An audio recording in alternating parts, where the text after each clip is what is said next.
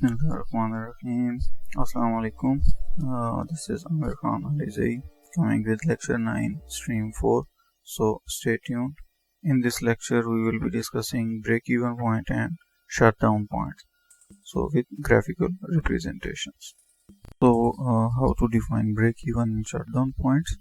So in this slide we will be able to clear the concept of it. The price at which a firm will break even, the price will or should shut down. Or understanding, so that when a firm total revenue is equal to its total economic cost, then it will be at the break-even point. Either way, when a firm receives a price that will not cover at least its variable cost, सिर्फ fix cost निकल रही है, variable cost के लिए आपके पास expense नहीं out हो रहा है, यू हैव टू पे it from your pocket, so that is the point which will push the firm towards shut down. What is break even point? This is the point where the price is equal to average cost or P is equal to AC. So at this point the firm is covering all of its economic cost. Recall it when we discussed it earlier that this is the accounting cost plus opportunity cost. So in economics, when a firm is at a break-even point, it is said to be earning a normal profit. In this diagram, you can have a look at it, the shutdown point. So this is an example where the marginal cost curve is crossing all the way from the center the average variable cost and average total cost. So one can have a look at it if we are putting quantity on x-axis and price on the y-axis.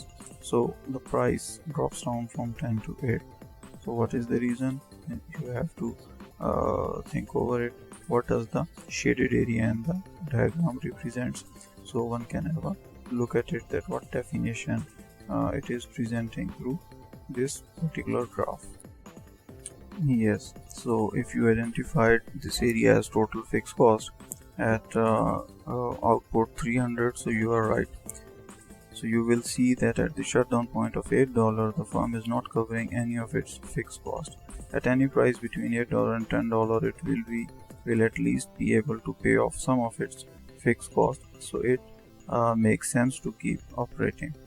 कहने का मकसद है कि you can have a look at it, the current example of one of the Toyota units in Sindh province. So they were not able to cover the cost, that's why they push towards the shutdown point and they have to abandon one of their units because of the current prevailing situation. We're discussing the productive efficiency. So a firm is producing efficient when it is operating at the lowest point and its average cost curve, that is unit cost, have been productive efficiency exists when producers minimize the wastage of resources. So productive efficiency also relates to even an economy is on their production possibility frontier. So all an economy is productively efficient if it can produce more of one good only by producing less of an productive efficiency. So near all studies find that more competition leads to increased productivity. More competition usually leads to high productive efficiency as there are intense pressure to lower the cost. So that needs to be incorporated in the welfare analysis.